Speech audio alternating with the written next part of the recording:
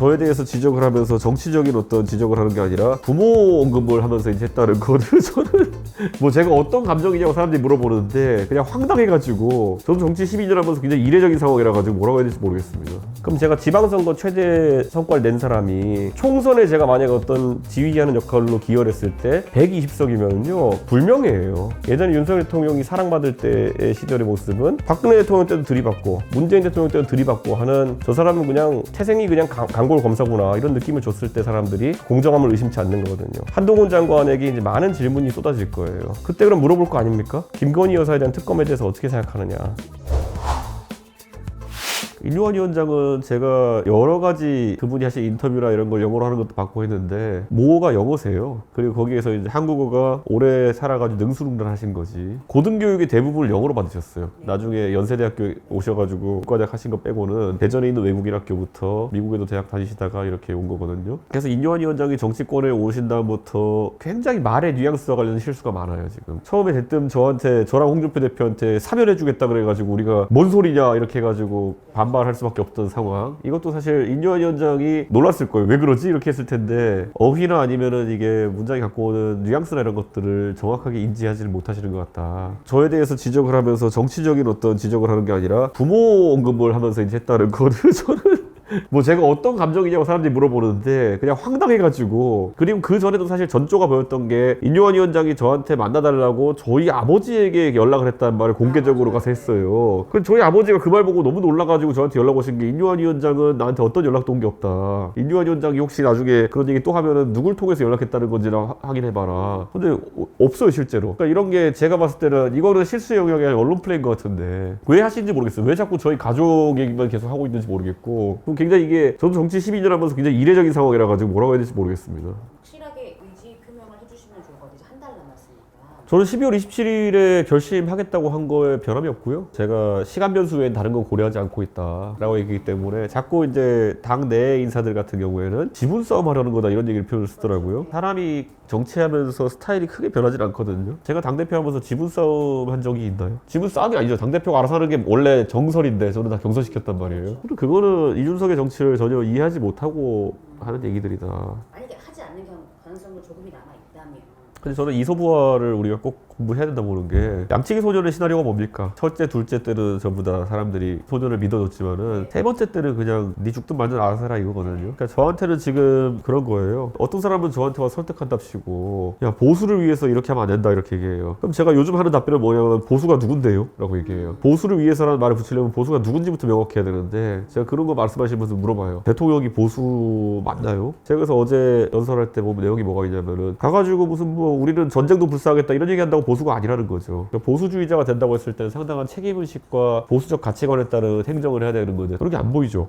상당히 추구하는 가치나 노선은 정확히 뭐예요? 윤석열 정부에서 대통령이 했던 행보 중에 이상한 게 많기 때문에 당연히 그런 행보를 비판하면서 가는 것이기 때문에 반윤의 이미지가 있을 수 있지만은 우리가 생각했을 때 반윤이라고 하는 게 대단한 게 아니에요. 그냥 정치적인 기본만 하자라는 거거든요. 그러니까 예를 들어서 당분 개입하지 말고 인사를 편협하게 하지 말고 거기에 더해가지고 여러 가지 정치 아젠다들 방치하지 말고 풀어나가야 된다는 하는 건데 이건 반윤 이전에 그냥 정치 기본이거든요. 별로 관심이 없어요. 윤석열 대통령한테 사람들이 그냥. 그러니까 반윤의 의미로서는 그렇고요. 두 번째로는 제가 봤을 때 우리 사회의 산업화 정당과 민주화 정당이 다룰 수 있는 아젠다는 이제 거의 끝났다라는 생각을 해요. 지금 아무리 국민의힘이 자기들이 경제 정당이냐 안보 정당 당인 얘기해도요. 국민의힘이 집권한다고 갑자기 7% 성장할 거라 생각하는 사람 없어요. 안보도 뭐 대통령은 입으로 뭐 전쟁 불사 이런 얘기 하지만은 실제 뭐 대단한 안보적인 우위를 가져갈 것 같지도 않아요. 그렇기 때문에 저는 그게 만약 보수의 가치라고 사람들이 생각하는 안보 보수의 가치라고 한다면은 그 가치를 추종하는 형태로 가지 않겠다. 제가 항상 지적하지만은 윤석열 대통령의 경제 정책이 뭔지 저도 몰라요. 저같이 정치를 매일 들여다보고 있는 사람도 윤석열 대통령이 정확히 어떤 스타일의 경제 정책을 펼치려고 하는지 잘 모르겠거든요. 그냥 긴축하겠다는 것만 모르겠어요. 윤석열 대통령이 전략 산업으로 찍어서 키우려고 하는 것은 무엇인지 처음에 반도체 해보려다가 지금은 또 그런 게 아닌 것 같아요. 그리고 윤석열 대통령이 그러면 교육개혁하겠다 그랬는데 정확히 어떤 교육개혁을 하겠다는 거지. 입시제도나 아니면 이런 거 건드리는 게 아니라 지난번에 모의평가 보고 수능 킬러 문항 없애나 뭐 이런 것만 했는데 이번에 그렇다고 수능이 쉬워진 것도 아닌 것 같고 뭐 애매모호한 결과들이 이어지고 있거든요. 연금개혁도 생각해보시면은 연금개혁이라 하면은 저희가 상투적으로 나오는 말이 더 내고 덜 받기거든요. 근데 이거 누가 못해요. 더 내고 덜 받기가 어떻게 개혁입니까? 저는 연금개혁이라고 한다 그러면은 실제로 젊은 세대한테 솔직하게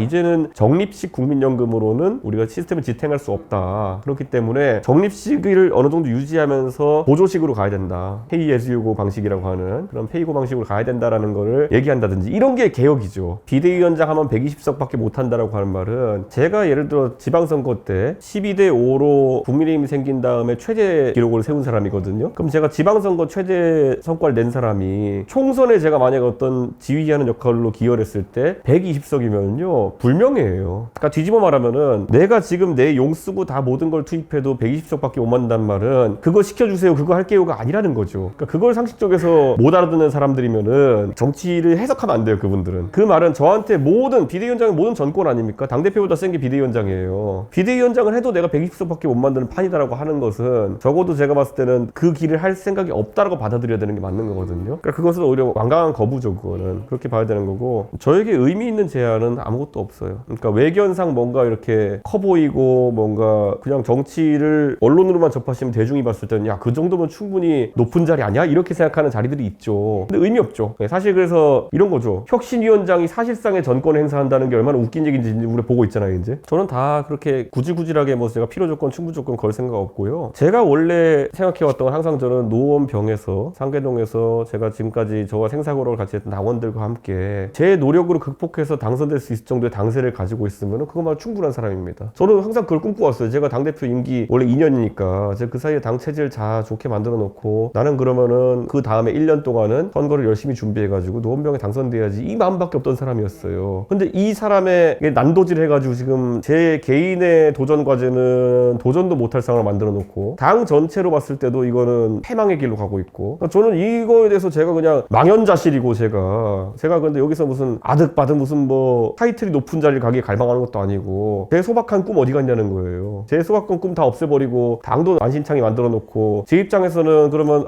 그래 그러면 정치적으로 나한테 의미 있는 도전을 해야겠다 라는 생각할 수밖에 없는 거죠. 정당이라는 게 성공하기 어렵다. 네. 혹은 성공해도 양당제로 귀결된다. 뭐 그럴 수도 있는데요. 아까 제가 말했던 것처럼 그럼 나머지 지금 현실은 그럼 어떤 상황이냐. 저는 지금 윤석열 정부 이대로 가가지고는요 탄핵 이후의 상황처럼 어려울 거예요. 저는 똑같은 관점에서 이런 얘기를 합니다. 사람들이 예전에 제가 바른정당에 가고 바른미래당으로 옮겨가고 이럴 때 그 선택이 바보 같다고 하는 사람 굉장히 많았어요. 아니 그래도 그렇지 여기가 덩어리가 큰데 여기에서 뭔가 해보려고 해야지 어떻게 바른정당으로 가고 바른미래당 가고 이렇게 끝까지 또 새로운 보수당까지 하느냐 이렇게 얘기하는데요. 보통 그때 그 선택을 했던 사람 다 망했어요. 자유한국당에 남아가지고 뭔가 해보겠다는 사람. 박근혜 치키즈가 자유한국당에 남아가지고 뭘 할 수 있었을까요? 그 제가 그냥 개인적인 면만 얘기하는 것도 아니고요. 저는 너무 잘 알아요. 그러니까 지난번에 자유한국당이 미래통합당 되면서 총선 대패한 다음에 현실 부정이잖아요. 부정선거로는 휩싸이고 그래가지고 완전 나락으로 간 거거든요. 그럼 나락에서 네가 뭘 너도 기여해가지고 어떻게든 나올 방법을 찾아야 되는 거 아니야? 이렇게 얘기하는 사람도 있을 수 있어요. 제가 그거 했잖아요. 예전에 저랑 김종인 장관이랑 나락에서 당을 3번 연달아 이긴 당을 만들어 봤잖아요. 근데 그랬더니만은 또 어떻게 됩니까? 이게 그러니까 보수 정당이 반복되는 구조적인 문제가 있어요. 우리가 어떤 선거에 도입할 때 당세가 한 45% 50%는 돼야지만이 당선권을 만들어낼 수 있는데 그 45, 50의 조성이 보통 어떻게 되냐면은 바이든이 날리면으로 들린다고 하는 사람들 한 30% 거기에 이제 중도적인 성향을 가진 사람 10% 정도 15% 정도 껴가지고 이제 집권 가능한 상태를 만들어내는 건데 매번 반복되는 게 선거가 끝나고 나면은 이 30 정도 해당하는 사람들이 10, 15 해당하는 사람 배척해요. 그래가지고 이게 항상 보면은 오히려 내쫓으려고 하고 이렇게 공격하는 게 반복되고 있거든요. 저는요 이 구조를 국민들도 알아버렸다는 생각이 들어요. 저는 만약에 제가 저희 뜻에 공감하는 지지층이 예를 들어 10, 15가 있다 하더라도 그분들만으로는 선거 이길 수 없을지도 몰라요. 하지만 뒤집어 말하면요 그분들마저도 이제는 그 30의 덩어리와 연합해가지고 뭘 한다는 것에 대해서 굉장히 불쾌감을 느끼는 상태가 된 거예요. 저는 근데 이게 대한민국 정치에서 굉장히 비극적이지만은 저는 양치기 소년 일화를 계속 인용할 수밖에 없는 상황이다. 저는 그렇게 봅니다.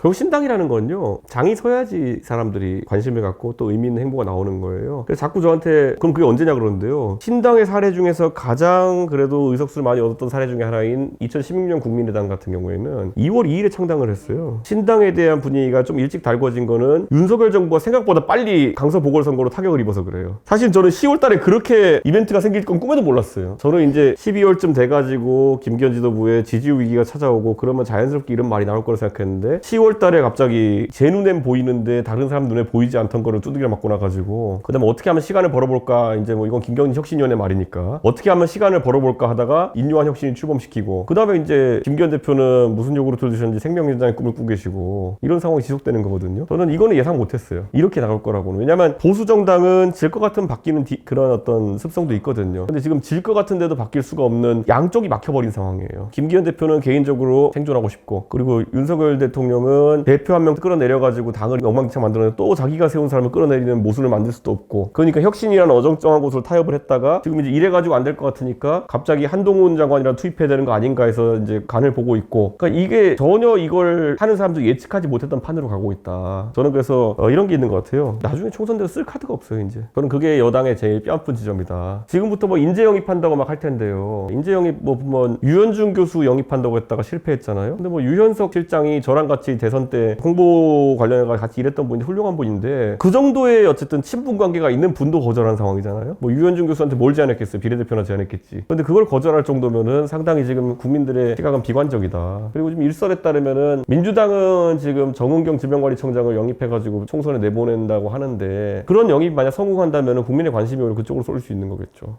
모르겠어요. 저는 한동훈 장관 같은 스타일이 정치권 들어오면은 우선 민주당 지지층에게는 굉장히 공격을 많이 받을 거예요. 그러면 국민의힘 지지층이나 보수층에서도 그런 거 좋아하는 분들, 이재명 대표 때리는 거 좋아하는 분들, 이런 분들은 좋아할 거예요. 그럼 나머지 이제 보수층에게 어떤 반응을 얻느냐가 굉장히 중요할 거예요. 저는 그 둘은 너무 굳어 있다 봐요. 가운데 있는 그런 사람들이 어떻게 반응할지가 중요한데 결국 그거는 한동훈 장관이 역설적으로 윤석열 대통령 같이 할 수 있느냐의 문제거든요. 진영을 가리지 않고 공정하게 사안을 대할 수 있느냐. 예전에 윤석열 대통령이 사랑받을 때의 시절의 모습은 박근혜 대통령 때도 들이받고 문재인 대통령 때도 들이받고 하는 저 사람은 그냥 태생이 그냥 강골 검사구나 이런 느낌을 줬을 때 사람들이 공정함을 의심치 않는 거거든요. 한동훈 장관에게 이제 많은 질문이 쏟아질 거예요. 가장 대표적으로 한동훈 장관이 정치 참여한다면 예상되는 시기가 12말 1초인데 그때 그럼 물어볼 거 아닙니까? 김건희 여사에 대한 특검에 대해서 어떻게 생각하느냐. 그 한마디로도 가운데 있는 사람들은 한동훈 장관에 대한 평가를 할 수 있을 거예요. 그거 아마 예상되는 총선 전에 최대 이벤트 중에 하나가 그걸 겁니다. 특검에 대한 어떤 처결. 저는 솔직히 제가 아까 10월 달에 이렇게 당이 망가질 줄 몰랐다고 했던 것처럼 내년 한 1월쯤 돼서 제가 그걸 결정해야 될 시점이 왔을 때 당이 어느 위치에 가 있고 신당은 어느 위치에 가 있고 그리고 정부는 어느 위치에 가 있을지도 상상이 안 가요. 심지어는 거기에 투입된 한동훈 장관은 어떤 위치에 어떤 스테이스일지도 모르고 그랬을 때 저는